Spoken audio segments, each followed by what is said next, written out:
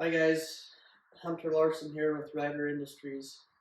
Today I just kind of wanted to go over how RYDR was started and where we plan on going with RYDR. So it started in 2018 on the Arizona Strip. I recently got my guide license, and everybody's had this problem, but I didn't realize it until I had a lot of different guns coming and going out of my truck. So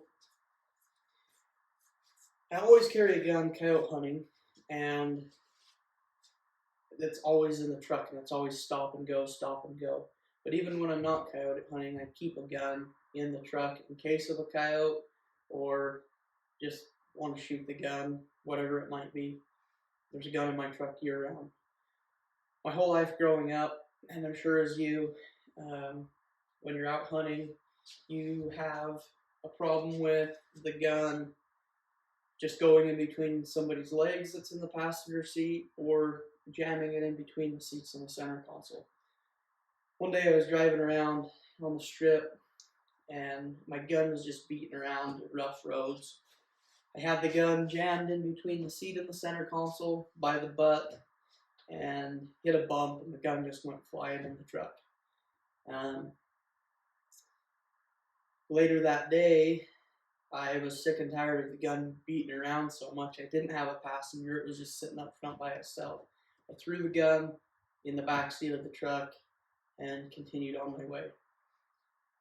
A couple hours later, I had a coyote run across the road. Went to grab my gun from the side that it usually is at, and it wasn't there. It was in the back seat.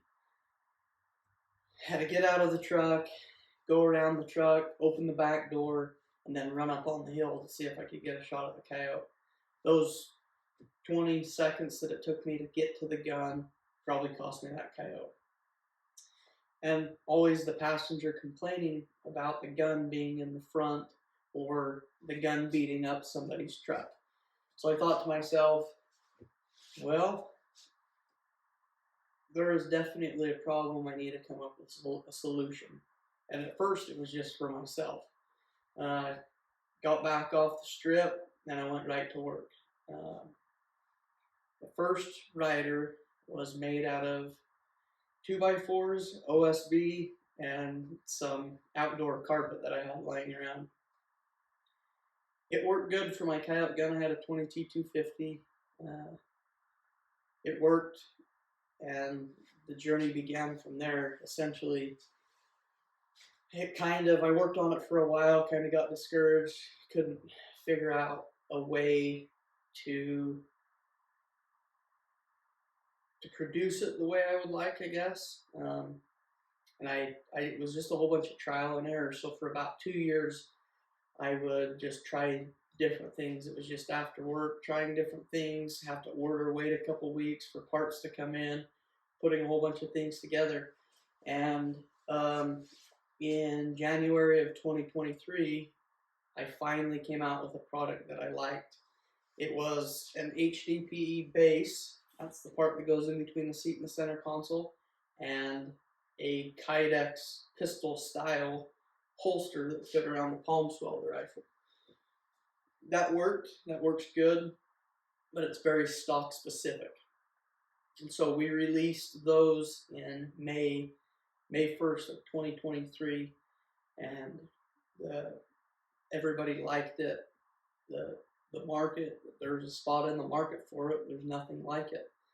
So we had a few complaints about having to buy one for every rifle that they had.